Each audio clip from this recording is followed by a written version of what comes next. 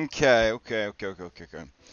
So this morning, it's 8:20. We're gonna do about 35 minutes of prep for Pathfinder, Outlaws Alkenstar.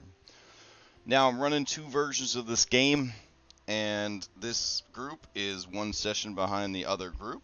So generally, because this is such a linear adventure, unlike my Curse of Strahd games, where I'm running three Curse of Strahd games, but they're kind of going in three different directions.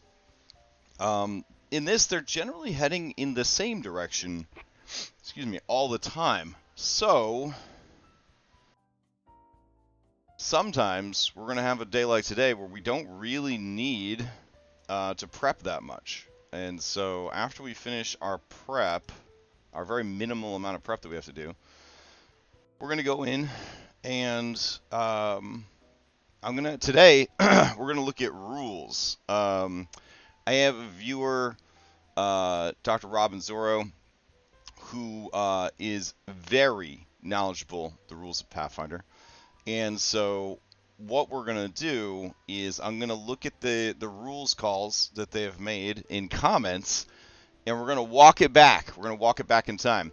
So we're going to look at the comments, and we're going to use that as a way to sort of refresh and learn the rules, right?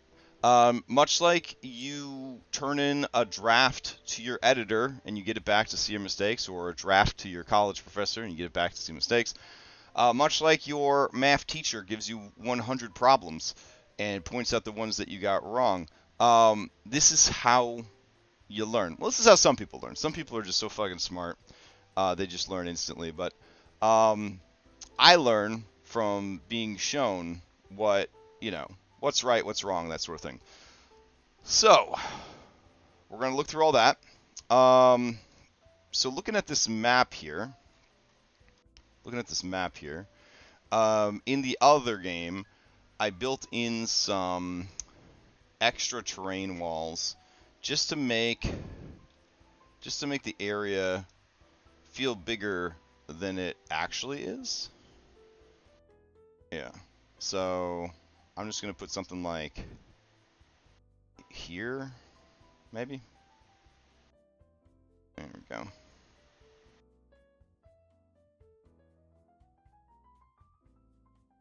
I just want it to feel like the trash goes on forever, sort of deal.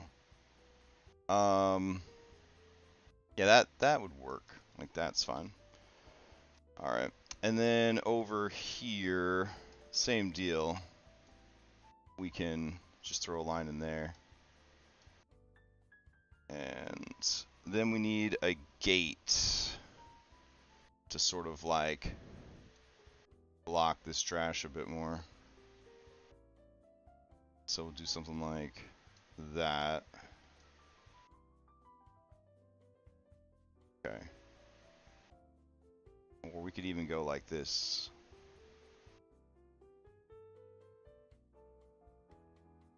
Give them a little bit more room to run around. There we go. And then over here, I don't feel like we need to block off that area so much. So that should be okay. All right. Yeah, that should do it. But again, we just want to kind of establish like that this is a big area and there's lots of garbage and trash everywhere. I don't know what else to say. All right, cool. So something else that I wanted to do but I didn't do for the other game was, because I didn't realize it was an issue until now, this crane. It would have been so cool if I could have rotated this crane in like a meaningful way, but because of its rectangle shape, it's very hard to rotate it and make it look cool. But, and I'm sure when this was working properly, there was a way to do it, but unless I upgrade to 11, which I'm not going to do just yet, I don't think that's going to work. So what we're going to do is we're going to go ahead and make a nice big square here. There we go. And then we're going to go ahead and move this guy so that his pivot point is in the very center of the square. There we go. And it should give me an indication when I'm close to the center, or not. But I think that'll do. Oh, it didn't bring our pivot point with us. It doesn't do the whole thing. Alright. So we will image canvas size. So we'll do 3200 by 3200. And I'll move that there. Accept. Oh, there we go. And I'm thinking that should do it.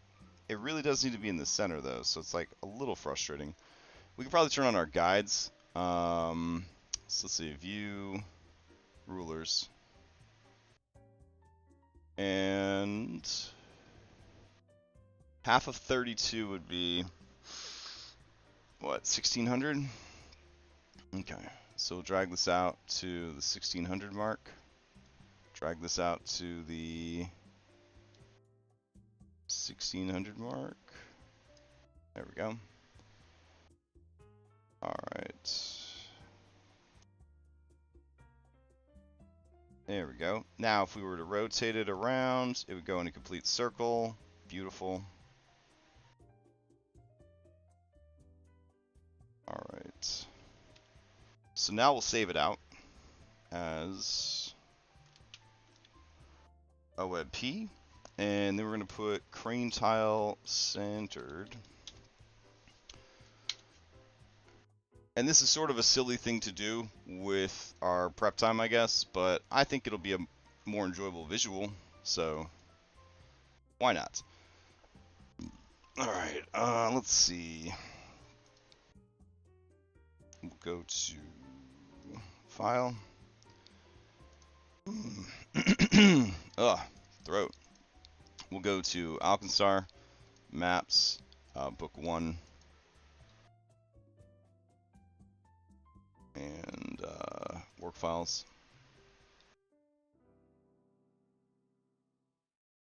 Go. Centered crane. Select. Update. Alright, so now it's like a weird funky shape. It's also huge, right?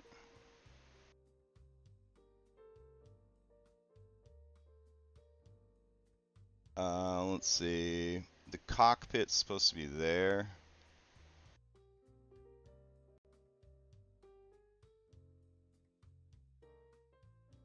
Ish. Alright, so now if we rotate it, which we can do, whoop, with the mouse wheel. It's got to reach there. Alright, so we'll make it a little bit bigger.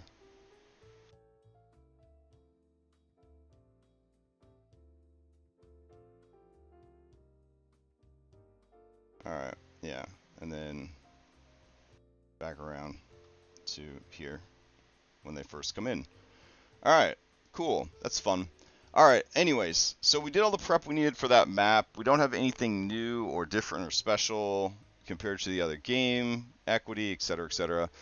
So that's all the prep I really needed to do, because I don't think they're going to finish robbing a bank and do all the encounters in this here haunted scrapyard before 3 hours are up.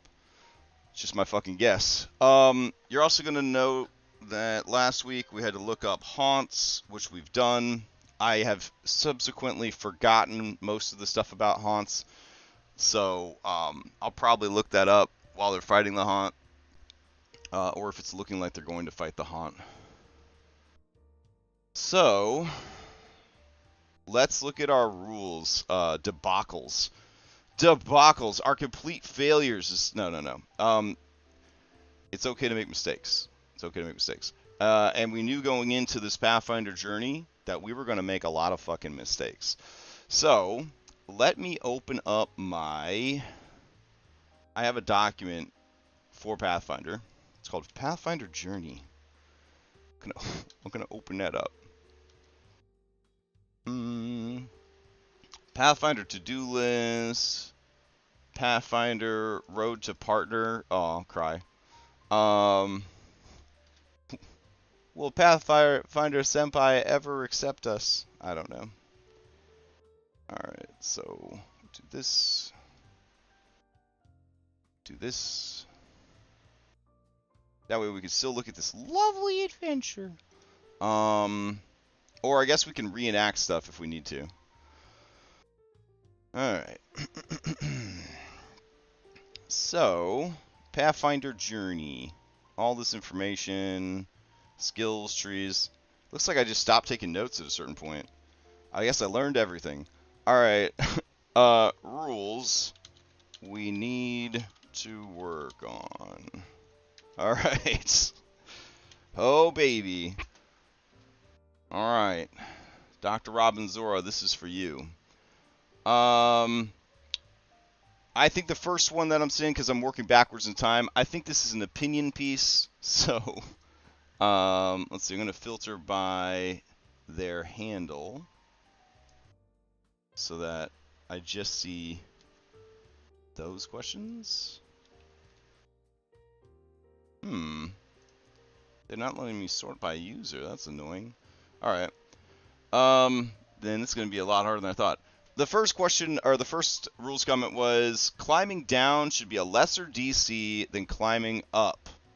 Okay, that's fair. It wasn't written in the adventure that way, but it is written in the rules for athletics, so I think that's fair. So, with Pathfinder 2E, athletics, let's go to the archives. Okay, let me see. Is it easier to climb down? Critical success. You can move up, down. It does not seem to actually be anything easier about climbing down. And this is a tower of sharp, tetanus-laden metal. So actually, I'm gonna say that is just a suggestion, not a rule that we got wrong. Okay, so then we've got a rules call here. It says you can't have striking rune without potency rune. I didn't know that. Let's see. Striking rune. Alright, a striking rune stores destructive magic in the weapon, increasing the weapon damage dice it deals to 2 instead of 1, which is fucking fantastic. You can upgrade the striking rune already etched on a weapon to a stronger version, increasing the values of the existing rune to those of the new rune. You must have the formula to do so, and the price of the upgrade is the difference between the two runes' prices. Okay. Let's look up fundamental weapon runes. 4 fundamental runes produce the most essential magic and protection and destruction. Armor potency and resilient runes for armor. Weapon potency and striking runes for weapons. A potency rune is what makes a weapon a magic weapon, or armor magic armor. An item can have only one fundamental rune of each type, though etching a stronger rune can upgrade an existing rune. As you level up, you can typically alternate between increasing an item's potency and its striking or resilient rune when you can afford to. Here are the full fucking rules. God, this game. Alright. You'll often want to upgrade the fundamental runes of armor and magic that you already have. This requires upgrading each rune separately with a number of parentheses. This also indicates the typical progression for an adventuring following normal party. Yeah. We got that. Let's see. PF2E. Can I have striking rune without potency? Here is a Reddit thread from 3 years ago. As the title, can you place a striking rune on a weapon that doesn't have a potency one? As a fundamental rune, the answer seems to be yes. But is the part about potency making the weapon magical important at all? Yes, you can as far as a quick check of the rules, but it's highly unusual because +1 runes are cheaper, come earlier in the game, and are also mandatory. Oh, so striking and potency are both considered to be fundamental. On weapons, these are the only fundamental runes. You could, in theory, have a striking weapon with no potency. Aha! So another rules call that is not actually correct. This is I'm not trying to play the gotcha game here. I'm legitimately trying to follow up on this shit. But I'll add a comment here. All right. So let's head to the next one. This is a great example because Dr. Robin Zorro knows more about Pathfinder 2e than any person I know, and this dude's still not getting everything right. So if you're out there trying to play this fucking game and you keep crying yourself to sleep every night because you're not getting the rules right, listen, baby, it's okay. It's okay. This is like fucking Magic the Gathering level shit, okay? If you guys finish the match and everybody had a good time, it doesn't matter if you screwed it up, unless you're playing for like a shitload of money, I guess. That's why they have an entire organization of judges who get very special treatment and very special exclusive cards that they then flip online for shitloads of money. Think you can have sticking, you can't have property runes with potency. I don't know what you're saying there, Dom, but I think it agrees with what I just said, so I like it. Alright, the wraps are only +1, level 2 item. +1 striking are 100 gold and level 4. Well, listen, baby, this is what was included with the adventure. So, hand wraps of mighty blows apply to all attacks, even bite, tail, claw, or spit. Yep, knew that. The 35 gold ones only have +1. Why did the adventure describe it otherwise? Again, not trying to be a big baby here. Just saying, like, I'm just trying to run this shit as written. Let me open the adventure to show you. Oh, we should make a post-it note because we have to set those up properly. SS hand wraps for clutch. Alright. We still got like 15-20 minutes, so we can go over a lot of fucking rules today. Alright, let me try to open the adventure up. And I have figured out that the flavor text from the adventure is included in the Foundry version. I thought it wasn't. It's just not formatted in a way that you know which part is the flavor text and which part is the description for the GM. So it's there, but it's like probably one of my only complaints about the otherwise incredible Foundry module. Alright, Tower of Trash, Nail Gobblers, Rusty Crane, Rust Baby. Okay, so the Rust Baby says a +1 hand wraps of mighty blows. Okay, so this might be on me. Hand wraps of... I think the whole item is called a hand wraps of mighty blows. So, in that regard, Dr. Robin Zorro, you are correct. Me, wrong. Interpreted adventure incorrectly. Alright, so they're only +1. That makes sense. That would be a badass item to get early game. Alright, so...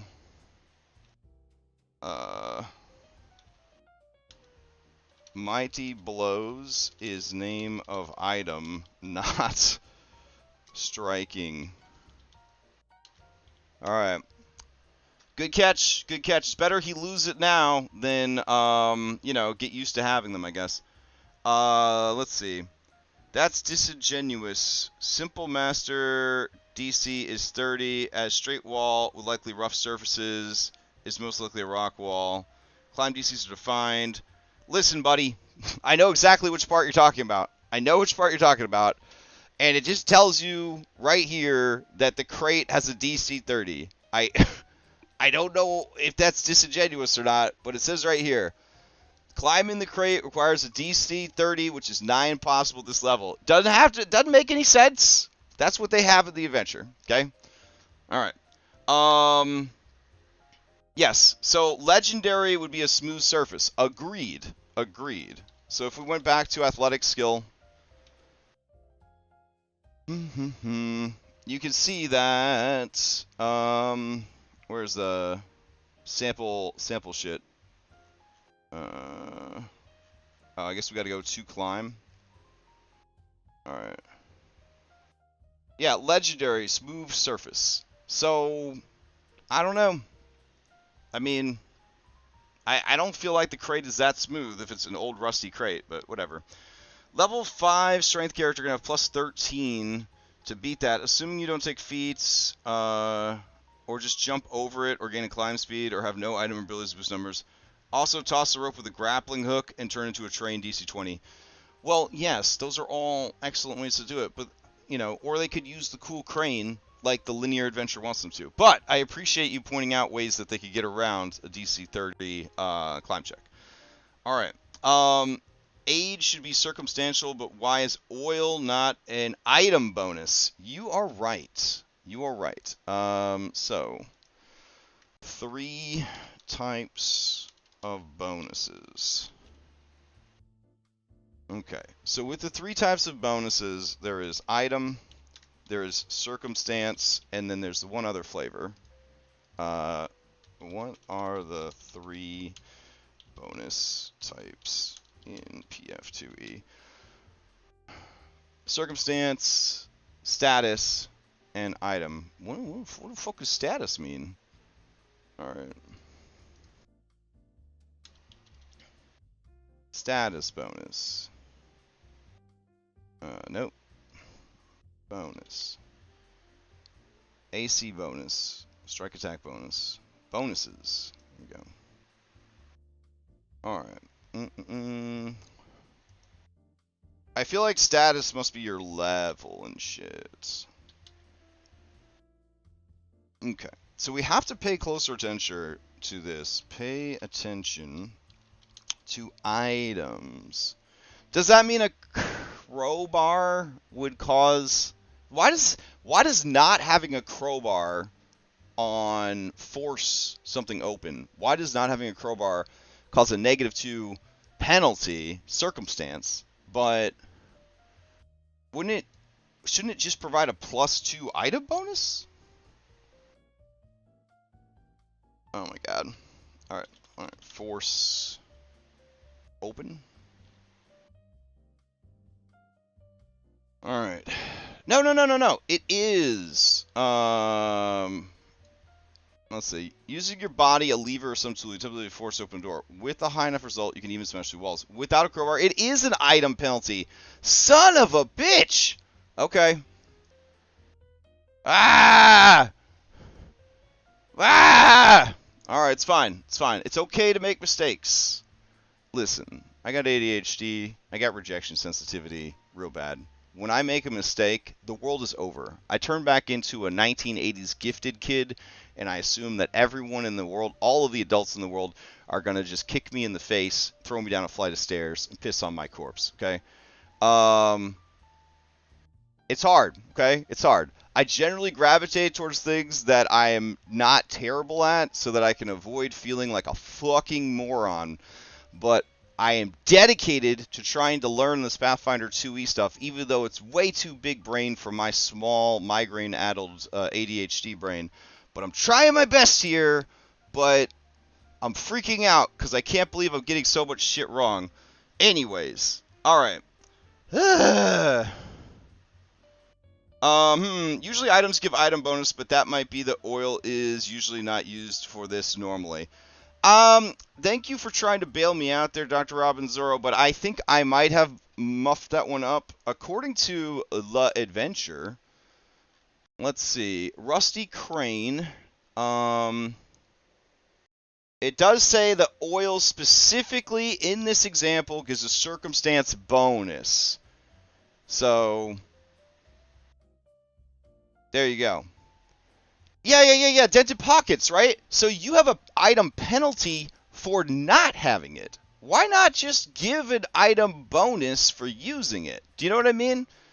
That feels weird. That's okay though. That's okay. But look at this. If you critically fail to force something open, you cause a -2 circumstance penalty for future attempts. Circumstance penalty. So it's all over the map here. But that's okay. It does make sense because the circumstances have changed. You done fucked it up. It's harder to open. Alright, so lures have normal skill DC -5 or more. They are usually better to roll than normal skills. Agreed. And I know that. I hope I didn't screw that one up. Let's see. Lore skills. That makes bards so fucking good. If you can bullshit your lore skill for another skill, DC drops by 5, usually. This makes bards OP AF the best. They must be the best or Remy wouldn't want to play one. Anyways, let's keep going. Look, dude likes to have fun when he plays his games, and he has fun by being strong. Okay? That's just how it is. Aid should be circumstance. Why is oil? Okay, we already covered that one. Oh, this is a Cyberpunk comment for Dom. Your setup is great. It's a shame you can't do this on Roll20. Amen, brother. Let's see. Hero point to stabilize? Yes. Yes. I am really bad at people dying in Pathfinder. I have a lot of trouble wrapping my head around the whole fucking idea of death and dying in this game. So I probably should just run an easier game. That way I never... That's stabling. I need stabilizing. Oh my god. I could have sworn I saw it here. Hold on. Hero point... Stab? No. Hero points... Heroic recovery? There we go.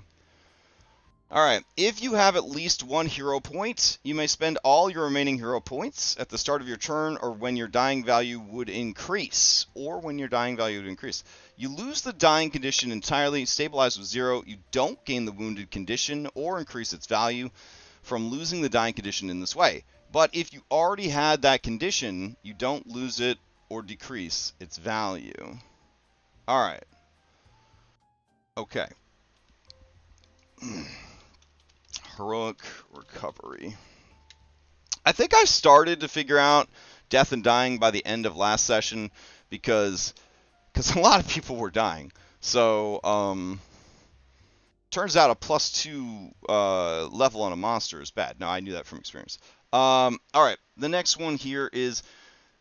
Oh, wow. So when they were picking up their... oh my god. So remember how they were picking up garbage on Monday and they were throwing it at the thing because they didn't want to use metal weapons? -4 untyped penalty because half range increments, and -2 item penalty for improvised weapon ammo would have been a -6 to attack the ooze in the water. -6. Okay, so we're going to look up improvised ammo. Okay, we're going to look up improvised weapons. Alright. If you attack with something that wasn't built for a weapon, such as a chair or a vase, you're making an attack with an improvised weapon. You take a -2 item penalty to rolls with improvised weapon. GM determines the amount and type of damage, as well as any weapon traits the improvised weapon should have. Improvised weapons are simple weapons. Yeah. Yeah, okay, well we knew that. But what about improvised ammo? Let's see. PF2E, improvised ammo.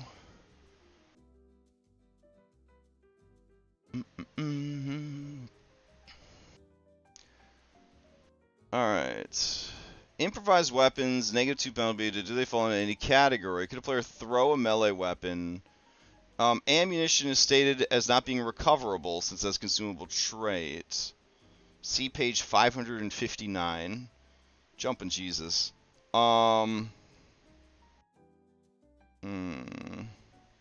Where's he getting this information? I mean, I believe him for sure. So they have half range increment. Okay. Let's see. Improvised ammo has half range increment of whatever it is replacing or being fired from. Alright, good to know. Let's see. Negative. For underwater attacking or attacking creatures that are underwater while you are above water, you take a -2 circumstance penalty to melee and slashing, bludgeoning attacks that pass through water. Ranged attacks that deal bludgeoning, like their slings, or slashing, automatically miss unless the attack miss if the attacker or target is underwater.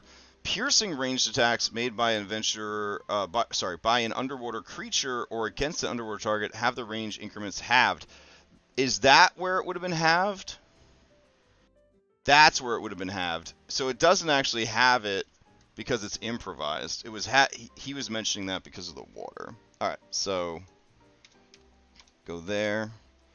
Underwater targets. All right. Dividing the party in half makes the encounter twice as hard. Yeah, agreed.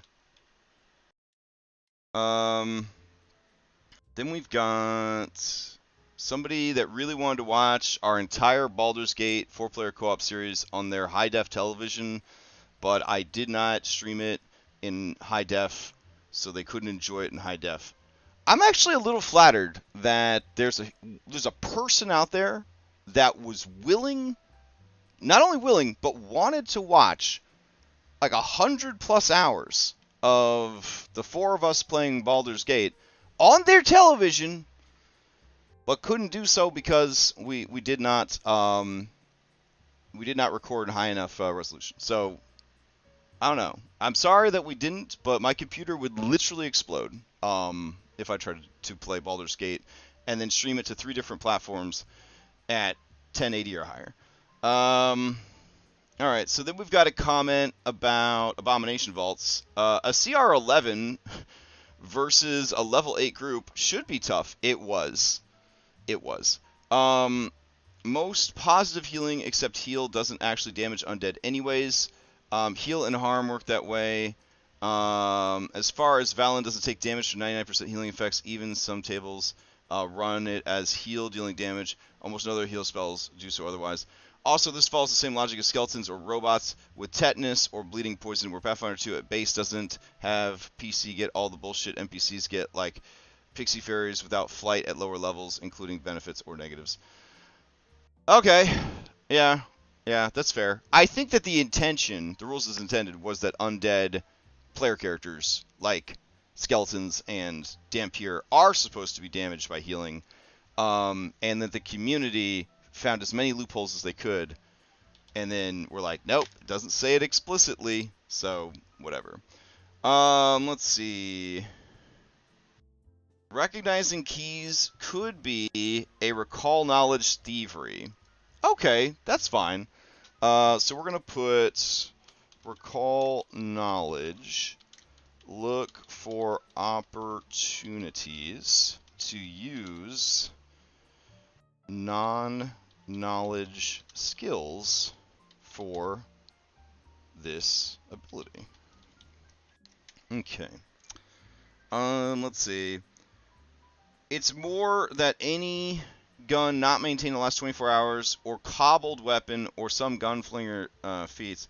Also, not maintaining your weapon as a flat DC 5 check to misfire on any attack, not a crit fail. Okay. I'm going to put clean your guns. Alright. Let's see.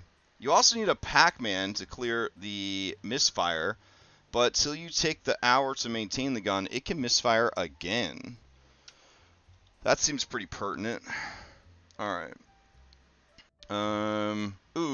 Episode 19 of Cyberpunk Red has no audio. All right, we probably need to look into that, Dom, if you're out there, because it probably had copyrighted music that they were not just content to collect free money from our stream revenue. So they probably had all of the sound taken off, but we could check the recording for that. So let me send this over to Will and Dom real quick. Can we check the episode 19 recording? It's likely... I did double check this, and the YouTube does not have sound. Alright. And I think we're actually going to be out of time.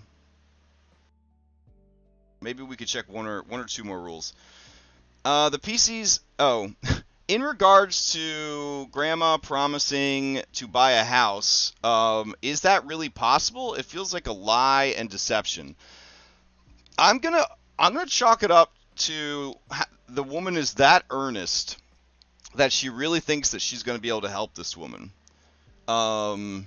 Is it a deception to yourself? Probably, but in this case, I'll let it go.